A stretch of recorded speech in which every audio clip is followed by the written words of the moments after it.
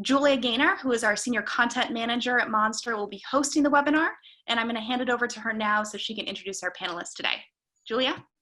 Thank you so much, Meg. I feel like we're all in very capable hands with you behind the scenes, and I'm really excited to be here today and talk about a topic that I think is top of mind for a lot of us, and that is trying to maintain college recruiting in the middle of a pandemic. Again, my name is Julia Gaynor. I'm the Senior Content Manager here at Monster, and I'm very, very grateful for the incredible panelists that we have today, 4 of whom represent very well-known companies and their recruitment experts who specialize in recruiting college and early career candidates, as well as we have with us a career coach who works with those very same candidates to help get them placed in jobs. You know, the class of 2020 is graduating into a job market that is unlike anything we have seen in decades. We know this, it's all over the news. You know, right now there's 40 million people in this country unemployed, and that's what this particular class is graduating into. And it's very challenging for candidates, obviously, but it's also challenging for recruitment professionals who had one way of doing things, and then all of a sudden the pandemic hit and everything had to be turned on its head. So I really wanted to, you know, I'm so glad that we have people here who can share exactly what they've been doing. Like, you know, they've been in the line of the fire, and I want to, you know, cut right to the chase and introduce them so that we can get this conversation going. There's a lot to talk about. And the only other thing I want to mention is that even though we're talking about college recruiting, I think a lot of what we're going to cover today is pretty universal to all of recruitment, because everything that our guests are working with today and everything that they're facing, I think most people who work in the talent acquisition space are also facing. So let's just kick it off and meet our 5 panelists. If we could start first with Kurt. Kurt, would you like to introduce yourself? Sure. Hi, everybody. Thanks for being with us. My name is Kurt Heisenbuttel. My pronouns are he, him, and his. I am the head of university talent programs and diversity recruitment at Fidelity Investment. Essentially, I hire everything from interns all the way up to PhDs, manage our talent programs for the enterprise, as well as our diversity recruiting activity across the organization. Happy to be with you. Thanks, Kurt. Hi everyone, my name is Trevor Sherman. I am the senior recruiter for university programs and corporate functions at Staples. I lead all of our internships and do most of our early in career positions, whether it be a rotational program or a regular position. Awesome. Hey everyone, I'm Jill Tippegraph. I'm co-founder of Early Stage Careers, and our mission is to launch and progress the careers of college students, grads, and 20-somethings. Our roots are in the recession, so we understand what is it like to look for a job or internship in times of uncertainty, and we're here to help navigate this very challenging process. Hi everyone, thanks for having me. My name is Alyssa Danaher. I am with PwC. My role is I'm the US Strategy and Operations Leader for Talent Acquisition. And I sit in the Chicago suburbs right now from the comfort of my home, like many of you, and looking forward to this upcoming call. Hi everyone, my name is Tara Jalali. I am a recruiter for PAE, government contracting company located out of DC area. I've been with PAE for about 2 years, so I've been leading college and university efforts for a little over a year at this point, and I'm really excited to be here. Awesome. So as you can see, we've got a really great panel and with people with all different types of experiences. We're going to hear from them. So I want to kick it off with just talking straightforwardly about your college recruitment strategies before and after COVID-19. I think everybody here on this call has probably been focused on recruiting for the class of 2020, you know, back in the fall. And then as you head into the spring, you were thinking of, you know, your career fairs, your on-campus activities, etc. And then everything changed. Alyssa, let's start with you.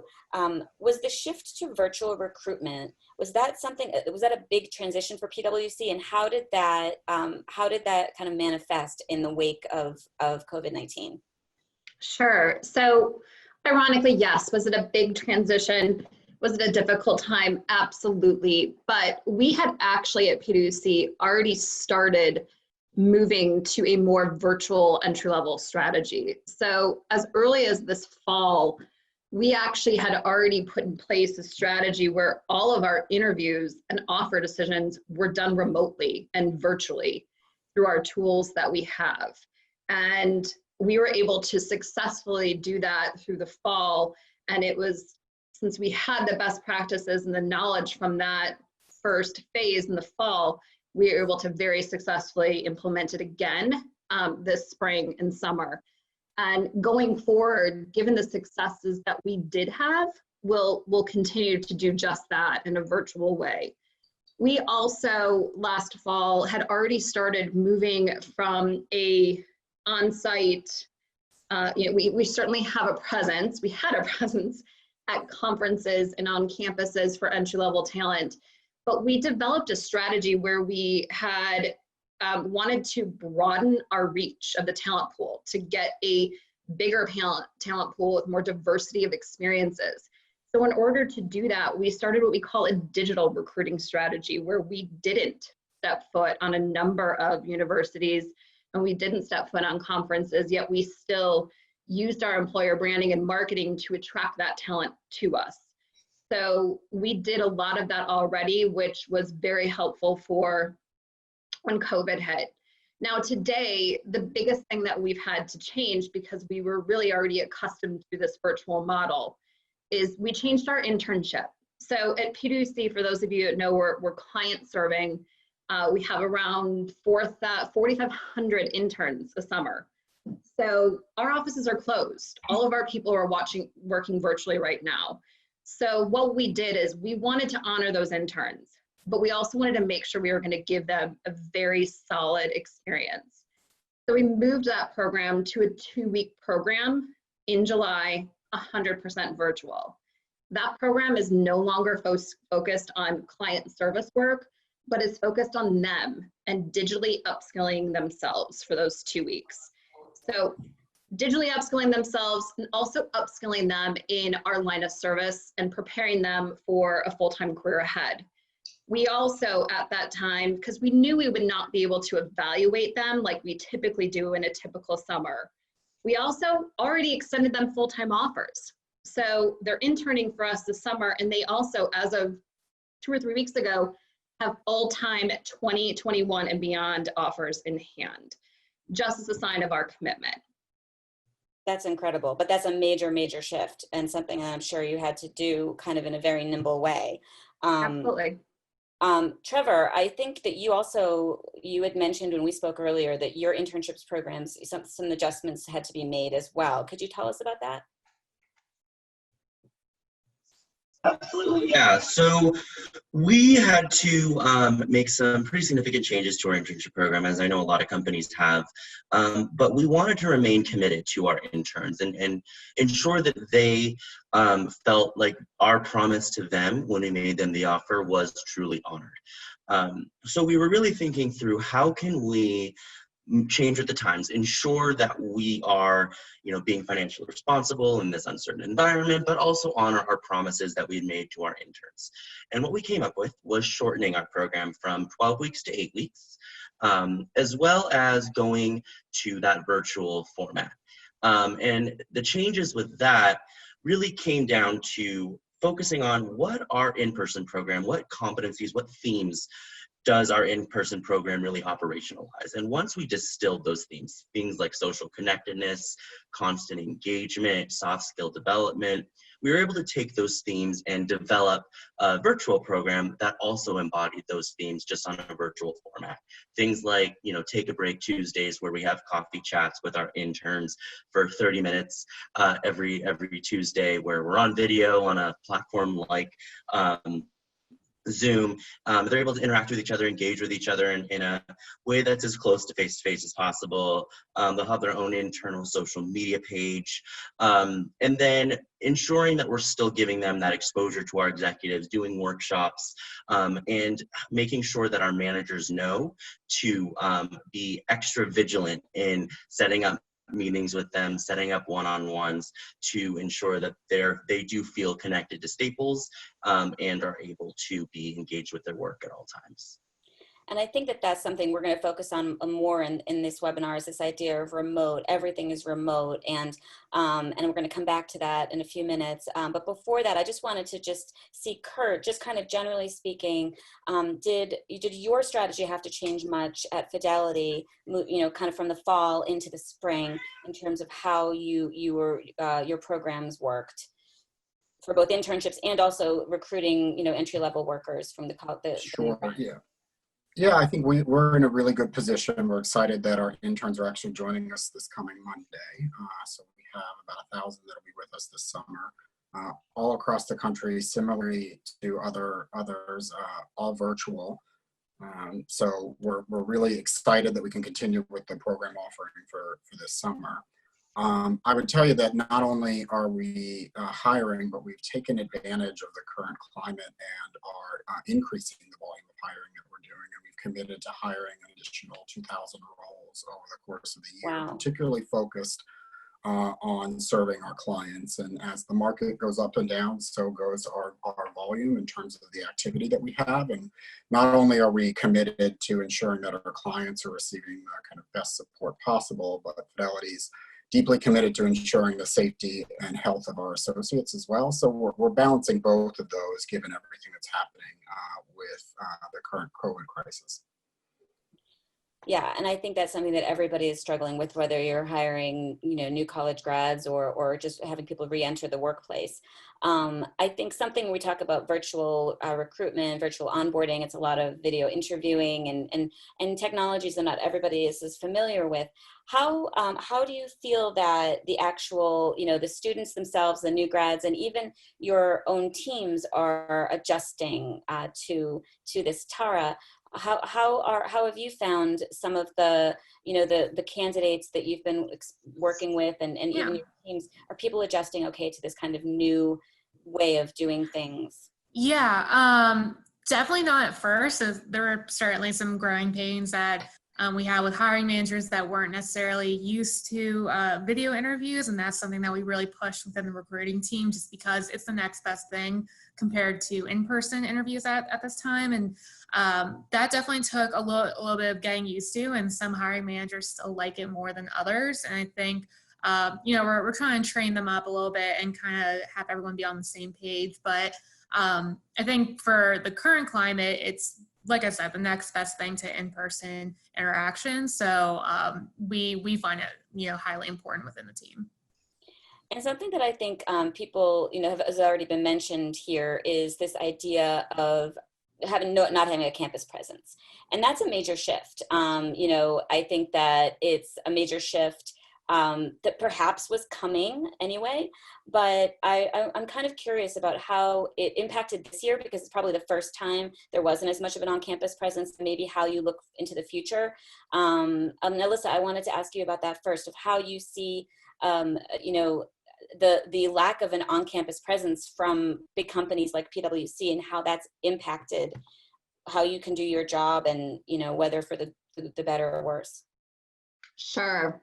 So I already mentioned that we did move to a more digital footprint in terms of employer branding to our audience.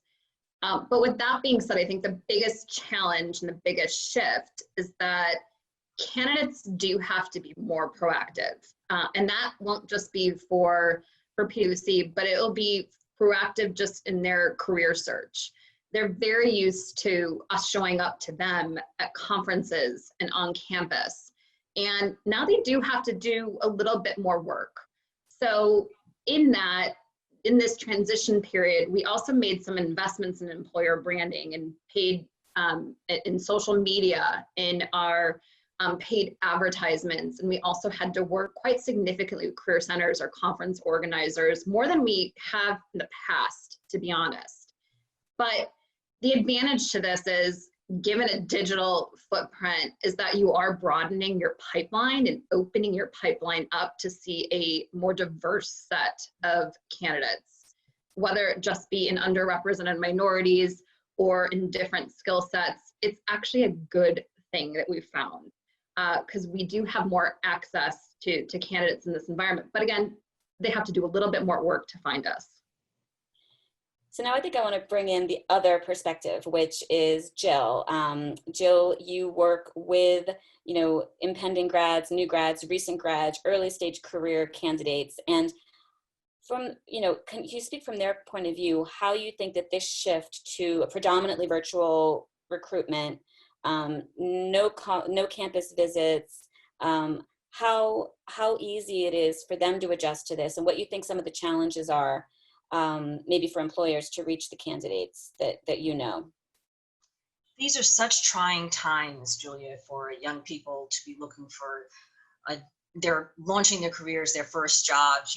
They thought their future was so bright, the economy was great, they had these ideals, things that they wanted to look for, and now they have to, if they want to get a job, they have to really broaden their horizons. They have to really think, how can I look at adjacent type of experiences to build the kind of skills that I need to eventually get to where I want to go? And that is very hard, I think, to have to engage that perspective.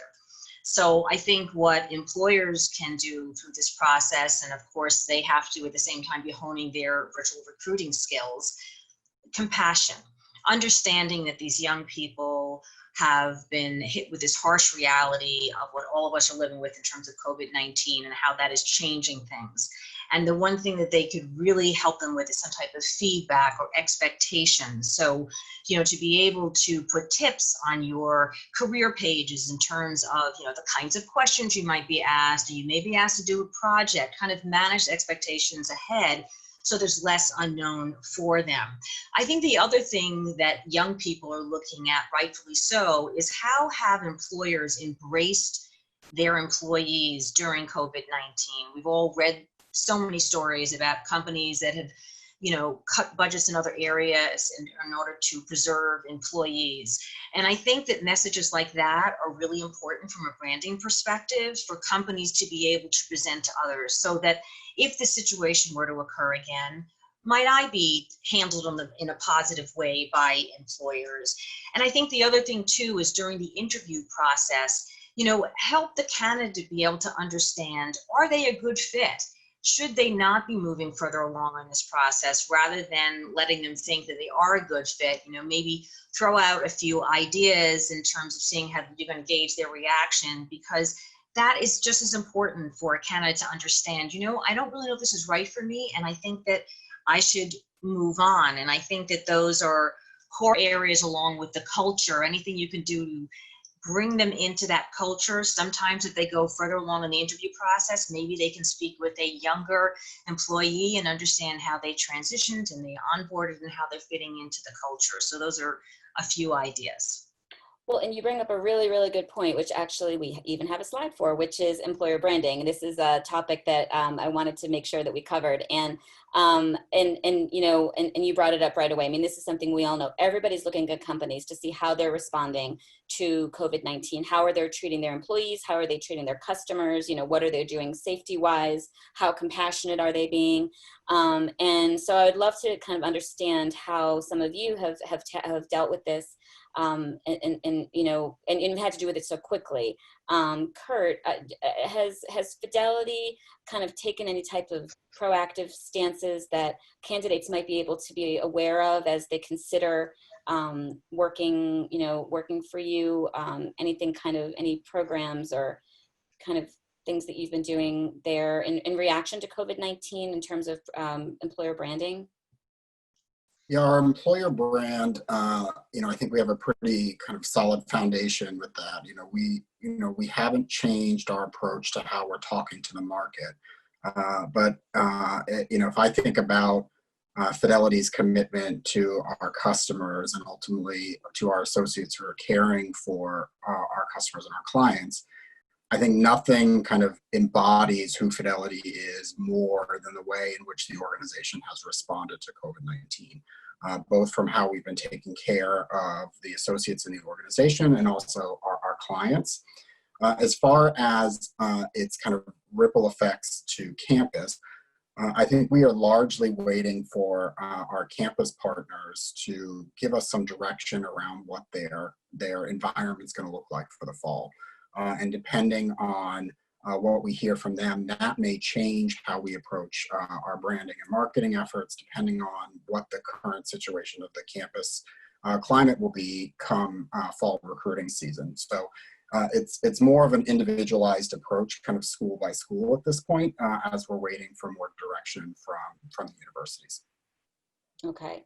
And Alyssa, was there anything, has PwC, I know you had mentioned earlier that you had kind of shifted some of your employer branding strategies and social media even before COVID. Can you share a little bit about what you've done to kind of help express, share what PwC does as a company for its workforce? Absolutely. So if you even look at our Instagram account, it's not PwC Careers, it's Life at PwC. And that's done intentionally because we want to humanize our social media platforms to the extent that we can and really focus on culture, well-being, the actual lives of our employees and how COVID and other things have impacted them. So you'll see quite a bit of vignettes and stories from our own people on our social media. So we've really taken an approach to really humanize life at PwC and show you what we're all about in terms of being well, working well, how we're responding to COVID, and how we're also supporting our employees. Yeah, I took a look at that, and it is pretty cool because it shows, it's not just, it doesn't feel like it's coming from the corporate voice per se. And I think that must be important, especially to this generation where, kind of transparency and honesty is so important. Absolutely.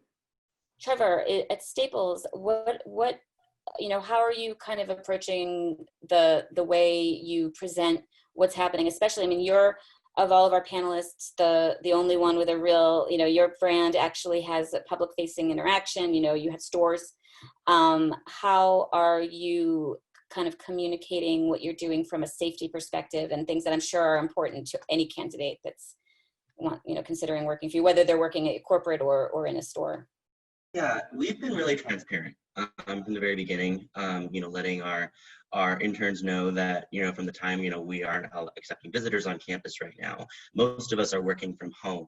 Back in March, we're like, chances are you're going to be working remote to begin the internship. And as things have evolved, that's now pretty much set in stone.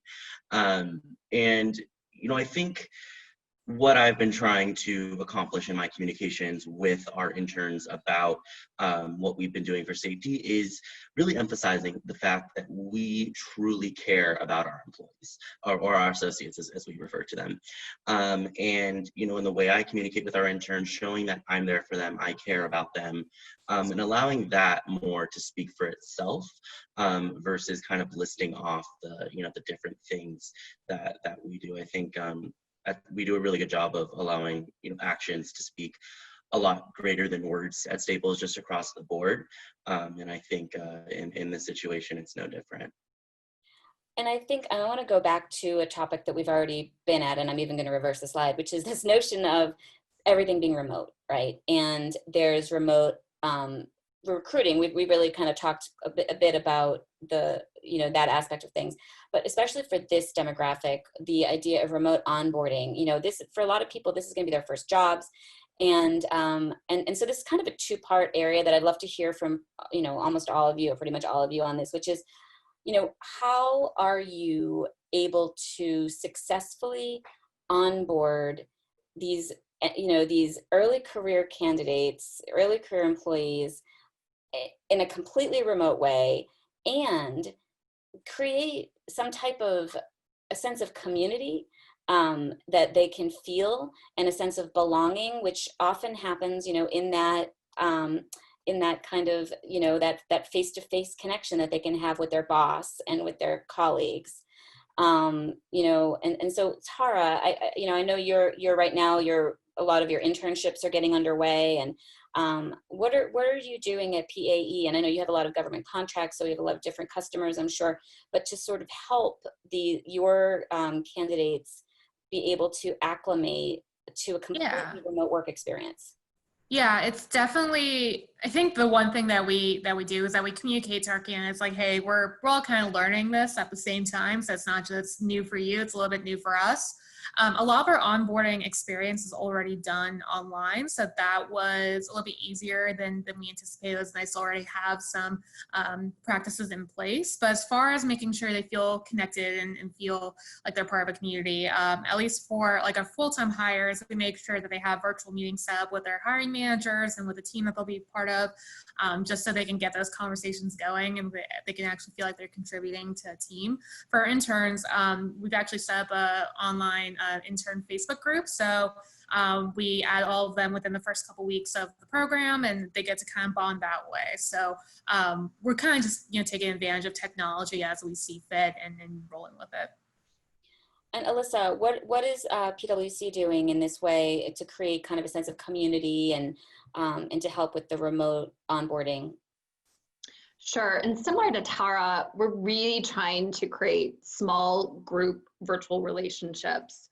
So whether it's a buddy system with peers or interactions with their engagement leaders, we're really trying to create environments and opportunities for them to connect in small teams. And when I say small, I'm talking 4 to 5 people, maybe.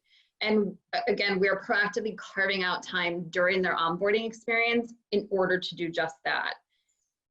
We are also, so we're client serving again, and oftentimes we have a very good training program, but sometimes some of the training does happen on site, and that's not an option we have right now. So we're looking at moving to more of an apprenticeship model in the short term to train them up to be client serving and not be in the spotlight the second they roll on to the project, but to really more think of an apprenticeship model as a way to onboard them, because they don't have that on-site capability anymore for that on-site development.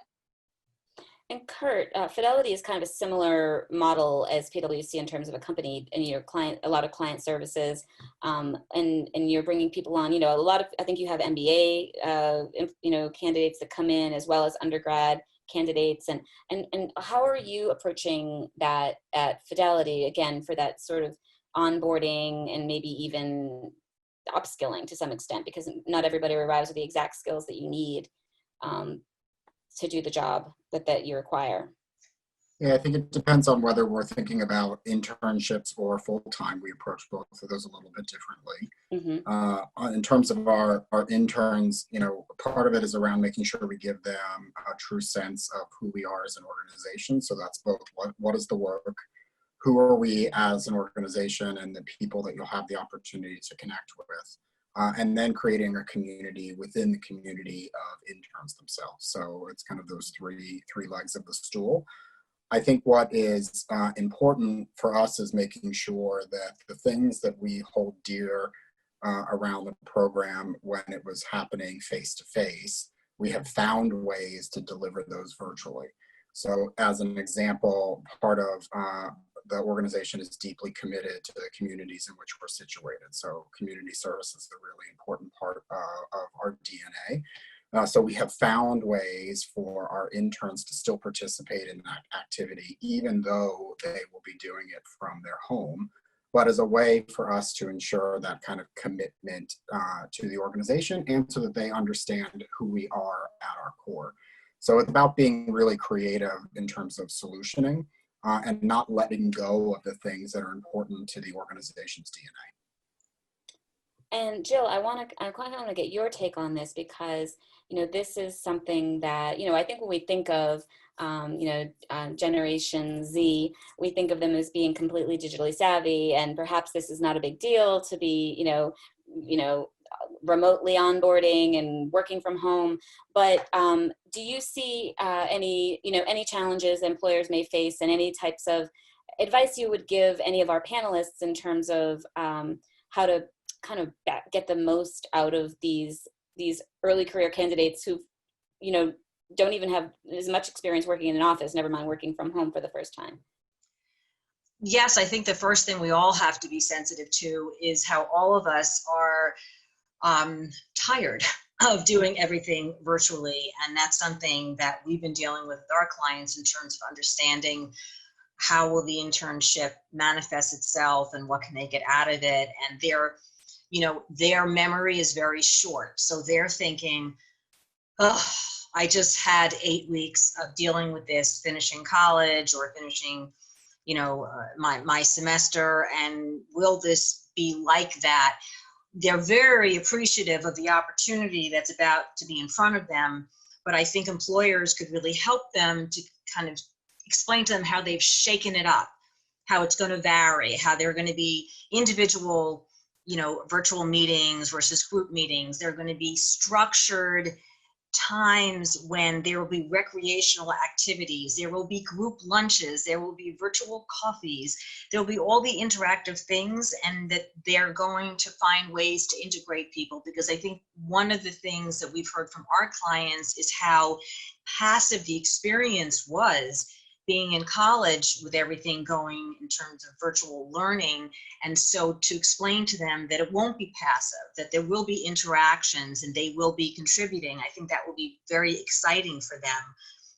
I also think, though, at the same time, that young people going into these internships or virtual new jobs, it's actually their responsibility, I think, as well, to really prove themselves and to up their game. I mean, all of you are going to be evaluating them based on what you're seeing, and you can't see them 360, you're seeing them one dimension. So what can they do as an intern to be able to stand out, for you to get to know them so they can remain in that pipeline? I think it's amazing what you are doing at PwC in terms of the offers, but I don't really know if every company is structuring themselves that way. So, how do they stay within this pipeline, and how do they develop relationships with people? Networking is critically important. It will be the way that people will be getting jobs moving forward. And so how can you help them create that internal network?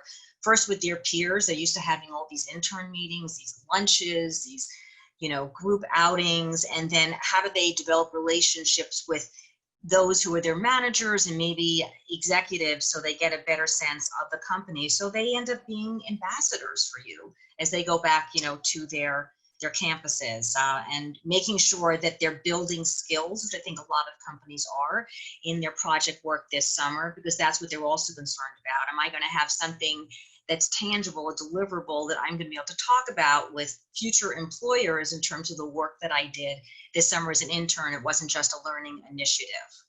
That's fantastic. And something I also wanted to ask you, Jill, is that we at Monster, we're doing a lot of research. We have focus groups where we speak with a group of job candidates. We have employers that we speak with just to kind of get a pulse of how they're feeling ever since this pandemic hit, and how they're feeling about their job search and about hiring. And we recently asked our employer audience how they felt that this year's graduates would be, if they would be feeling any more flexibility around salary, around, job title, around anything. And our employer audience said, absolutely, we think they're going to be very flexible. We asked the candidates, the new grads, the same question, and they said they were surprisingly less flexible. They seemed to think that everything would be fine and they didn't need to have any real flexibility in what they thought their ideal future was. And, I just kind of wanted to get your take, Jill, on how that, because you work with this group, and what might explain how, given the kind of circumstances that we're all living in, that the new grads may still have a lot of optimism that even some of us who are, not as freshly out of college don't have, and why that might be. And because I think it may be not right now, but at some point I think recruiters may encounter candidates that have expectations that are different than they anticipated.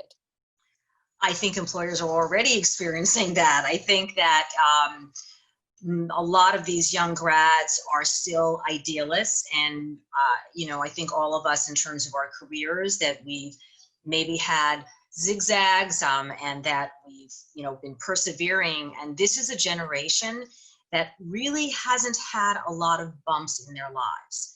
And so you know, how many of them are really resilient and how many of them are willing to put the time in to, you know, succeed in their job search. And I think time will tell. I think that how they feel right now is different than they're going to feel 2 months from now when they're not seeing movement in their job search, either because they don't know how to go about the process, they don't know where to find those jobs. It's a whole hidden market of jobs out there that most young people do not know how to untap, and that's going to be critically important, which relates to networking. I think that they need to get bruised a little bit, like they do, you know, when you learn any new skill. You know, that's how you kind of change and develop a behavior. I think that also it's important for them to understand, how do they broaden their horizons? We do a lot of work with our clients around career assessments in terms of identifying, you know, what are you really good at, and not hypothetically, but that intersection of cognitive abilities, behaviors, interests, and real jobs in real time, and have them figure out how to channel in terms of the reality of the job marketplace. There are different jobs out there in industries that are actually flourishing now where they can still build those skills. And I think it's important that they be open-minded and they also be hungry. You know, we see that those young people who are hungry, and I'm sure everyone here who are my co-panelists can agree, when you see that hunger and someone who did the homework and can really say to you, I belong in this company and I can contribute to this job, and this is why, in a real organic way, they stand out. They're memorable. Yep. And so that's what young people have to really learn to do, but in an organic way, not in a manufactured way. Thank you.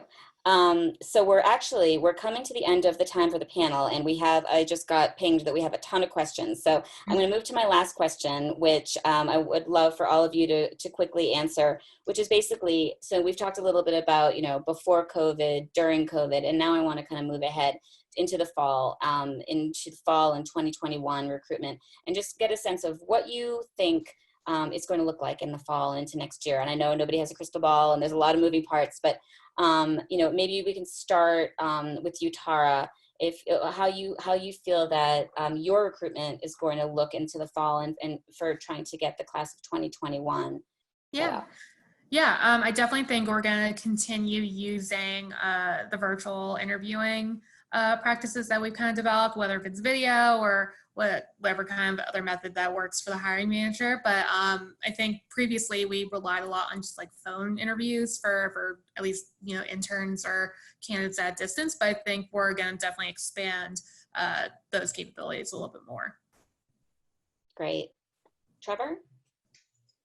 Yeah, I think, you know, we too don't know whether or not we're going to be on campus. And, you know, because of that, we want to ensure that we are keeping in mind, as the internship program this summer is going along, that the interns that we have are going to be going back, whether it be virtual or on site, talking to their friends, their peers, their professors, and really building them to be brand ambassadors for Staples, to fill those gaps that we as the recruiters and we as university programs aren't able to fill because of the restrictions that we have in place. So, you know, being mindful as the program's going on of instilling the culture in our interns, you know, instilling the you know, the value of social connectedness, the constant development, so that they are, you know, motivated to go back to their friends, their professors, and really pitch Staples on behalf of us as an employer of choice. Kurt, what does your crystal ball say for 2021? Well, if we know anything about the university world, we know that nothing will be the same. Depending on the school, they all live in their own kind of individual ecosystem. So each campus is going to be a little bit different for us. And I would also add to what everyone else has said, that we're also going to make a decision around what makes the most sense for our organization. So even if the universities are back and are offering in-person activities, we may make the choice that we're not going to participate this year because we're looking out for the best interest of our associates. So not only are we balancing what the universities may decide, but we're balancing what makes sense for us as an organization. We'll continue to lean heavily on virtual interviews and digital interviews as we have for the last number of years. But as far as in-person activity, I think it's too early to know. Thank you. And Alyssa, what about a PwC? What do you see for the Well, future? what Kurt and Trevor and Tara said. And if anyone has a magic ball, please do send it my way, because it certainly would be helpful, wouldn't it? But the one thing that will change is making sure that we pay special attention to developing relationships virtually. So whether that being right now at the beginning of our journey, investing in some virtual connectivity tools, but the key for us and students is going to be really engaging in those relationships in a meaningful way in likely smaller groups, albeit in virtual settings. So that will absolutely be a key priority for us to continue doing what we're doing, but continue to better ourselves to do it better and make those connections. Sounds like it is a work in progress for all of us, really. I know it's that way for us here at Monster, that's for sure, rolling with the punches. And so Jill, if you can give us a final word on how you feel things may look from the candidate perspective. Well, I think that the competition will be incredibly fierce. No longer do we think the companies will just be looking specifically at college grads. They'll be putting them in a smaller group of, those who have a few years experience, and those who have lost their jobs, who have had a year or two experience, are going to be their competition, which is not the norm. And I think that that's something that candidates really need to increase their viability in. I also think that they need to be thinking and planning ahead. As many of the panelists have shared today, and I know from our practice session that many of them did early hiring, I think that that's going to happen more. It means that rising grads need to be prepared earlier and having their search start earlier and anticipating it lasting longer, which is not something that they want to hear. And then they need to be really investing in networking, this hidden market that I mentioned in terms of jobs not being advertised and being filled by those who are that people they know or opportunities that have been presented to them. Any of these young people can be in that hidden market if they understand how to uncover it and how to connect with people that know people in those industries. And I think they also need to be working intensely on their soft skills. This whole area of remote work is really stressing the skills that show that you're adaptable, you're agile, you're collaborative, you can develop relationships remotely. So think through, how do I develop those skills and how do I demonstrate those to employers, both in terms of real life experience and actually expressing that so that there's a point of distinction about you versus others. Those are just a few things that we think are going to be happening in 2020 and 2021. I think you're probably right. And I will say that I know that Monster will be doing our best to uncover those hidden markets and hidden opportunities as well for candidates. So like I said, I've been, Meg, who's my colleague who kicked us off in the beginning, has been saying, we've got some great questions. We've got some great questions. So I'm excited to turn this back over to Meg and let her share these questions so that you guys can answer them, because I'm sure you have amazing answers. And so Meg, are you there and ready for questions? I am ready, and they just keep coming in. So thank you, everyone. And also thank you very much to our panelists. There's actually a lot of conversation and things that happen behind the scenes, and we really appreciate their time and yours for joining us today. Once again, we'll be sending out a recording of this afterwards, and we're going to take the next about 10 to 15 minutes to try to answer as many of these questions as we can. We're actually, a lot of them we're seeing have to do with virtual interviewing. So let's kind of dive in. We're going to stay on this topic for a little bit. So first off, what are some do's and don'ts about virtual interviewing that you should know to succeed?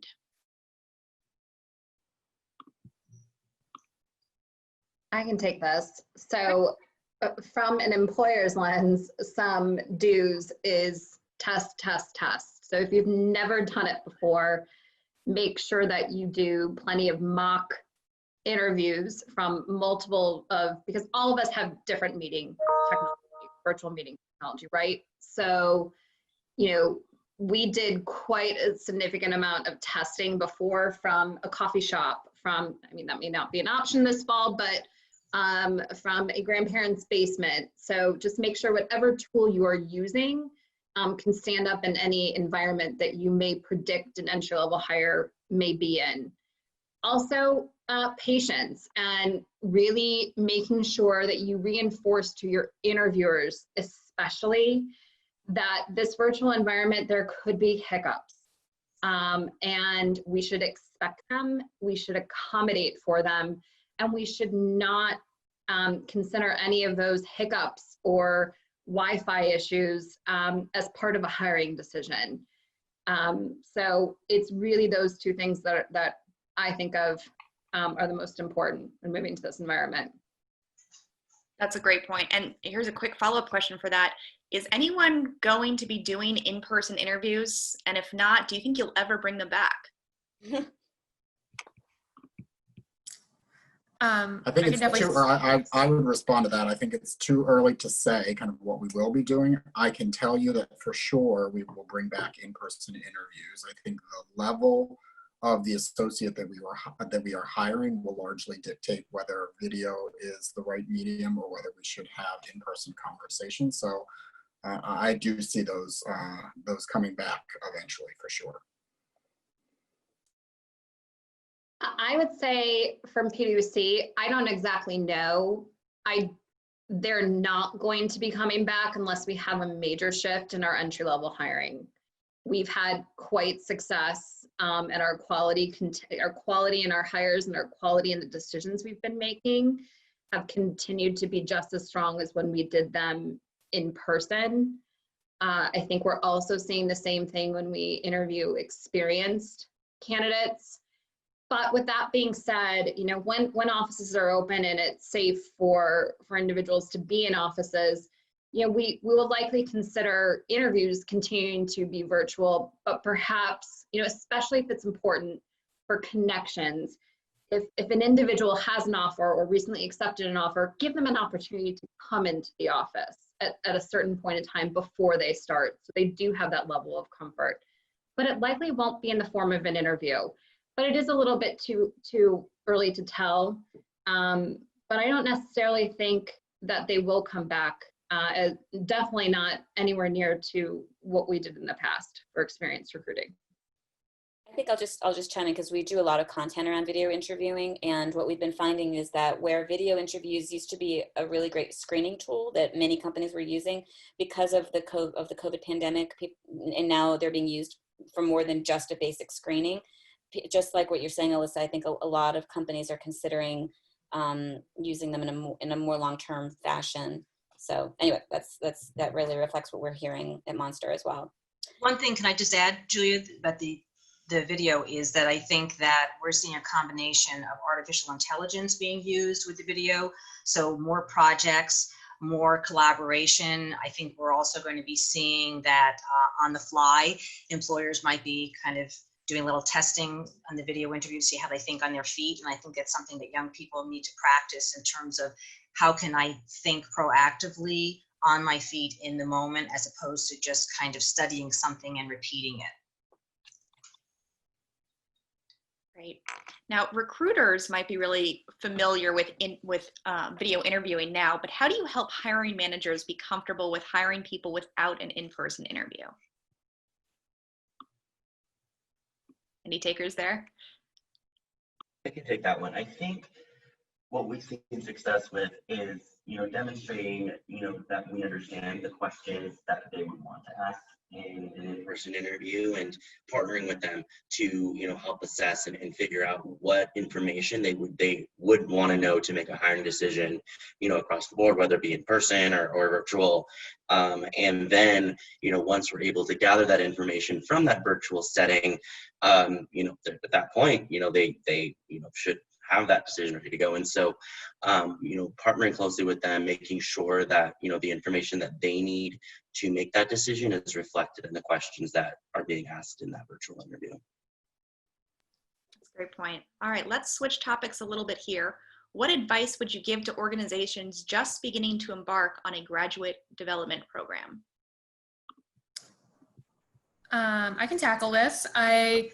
So our internship program was actually brand new last year. So I think one thing that really helped is that we stayed local. We actually connected with a lot of schools within the DC area that kind of helped us not only find students that already lived in the area. So, cost of bringing them onto the program was already, lower, but also just, strengthening your community or your community of colleges wherever you're located. So I think starting local definitely helps not only build up that pipeline, but kind of help you think bigger for years to come.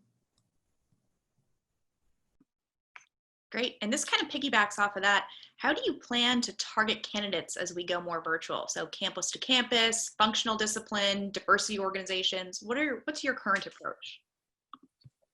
I'll take that one. I think that the answer is going to largely depend on the population you're looking to go after. I don't think a kind of a peanut butter approach is going to work in the current environment. You're going to have to leverage a range of strategies from diverse student organizations to college campuses directly to vendor partners that can support the work. It's going to be a little bit of everything depending on the skills that you're looking to acquire. I think the other layer to this is the geographic differences amongst the communities in which the organization is located largely also determines the way in which we approach our recruiting strategy. So it's a little bit of everything that was just asked in that question there, Megan, I think. So it really is going to vary depending on what you're trying to achieve. Perfect. Okay, since we have a large experienced talent pool in the market that are now out of a job, do you think it's affecting the number of graduate hires for this year? I can take this one. I mean, this is actually similar to what Kurt just answered. I don't. For this year, largely, we've mainly done a lot of our entry-level recruiting. Many organizations probably have. With that being said, you can go to our website, probably anyone's website, and we're still proactively recruiting. So I don't think it'll impact, but again, it does depend on what opportunities you have at the moment. The individual's looking for an opportunity and how their skill sets and background and experiences qualify for that opportunity. So it depends. It depends on what the individual's background is. I think just to add to that, Megan, I think it also depends on the size of the organization. I think that larger organizations may be more along the lines of what Alyssa's saying, in terms of, they're constantly recruiting and they're, building their talent bank. But smaller organizations, which are the meat of a lot of hiring, they are looking for specific kinds of people to fill certain roles. And actually they're looking for those who have kind of a wider expanse of abilities. A lot of times with that soft skills come in that I was talking about. So I do think that the new hires are going to be complicated now because of the competition with those who have those skills, who are a little bit more experienced. So I think that young people are going to see that competition, and they're going to have to really be able to learn how to effectively communicate their strengths to employers so they can be considered for those jobs, even if they don't have as much experience. Great. Here's somebody, they don't work for a large company and they don't have the bandwidth to just focus on new grads. Can you give them a tip as to one thing they should be focusing on? It sounds like they don't have a team. Yeah, I think the one thing I would tell you, and I don't think this is agnostic to big companies, I think it applies universally, is move away from role and focused on skill. Skill-based hiring will always be the universal kind of application, regardless of whether you're hiring from campus or whether you're hiring experienced individuals. If you focus on skills, it doesn't matter the level of the individual, it doesn't matter the education or the background. It's all about what are you looking for the role, and where can I find those skills in the market. Yeah, it's really taking what Kurt said, taking pause, inventory of the skills you need, and really developing a direct sourcing strategy. And what job boards, virtual conferences, what sources are best suited to fill those needs. And many have, like a LinkedIn, have an entry versus experienced recruiting. So it's really making sure you fine tune your direct sourcing strategy and really focus on a fine tune strategy. Great, and I think we have about time for one more question here. Are you willing to work from an office? I think this is probably just your opinion, but it could be a larger shift in terms of how you're discussing with candidates.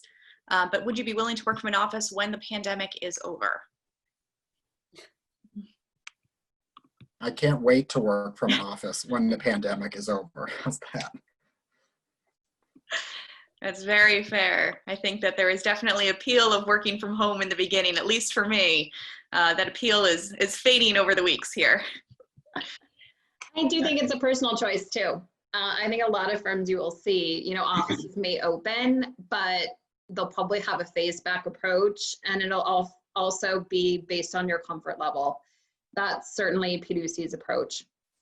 I've also heard that companies are going to be reopening based on teams. So, you know, either you're working on a certain client, or the engineering team comes in on Monday and Wednesday, the accounting team comes in Tuesday and Thursday, the office will be closed Friday through the weekend in terms of disinfecting. And I think a lot of it also has to do with whether your office is urban or suburban. I know that in cities, they have to really control the elevators. And so, you know, even though your company may want a certain policy, the building may not allow it. So I think there's just so many logistical things that none of us are even aware of. But I think the key is safety, and that companies and people feeling comfortable. As Alyssa said, you know, it could be personal choice. You just want to work from home. Great. Well, thank you so much again to our panelists and to all those attended. We do still have a few more questions that we received, but they're actually going to have more tailored responses, so we will follow up you afterwards. Again, thank you all, and you'll be receiving an email tomorrow with this recording. If you have any questions, please feel free to email me. I'm megan.goulet@monster.com, and I will get that to the right person. Stay safe, everyone, and hope you have a good day. Thanks. Thank you, everyone. Thank you. Thank you. You're excellent. Thank you. Have a good one, guys. Bye, guys. Bye-bye.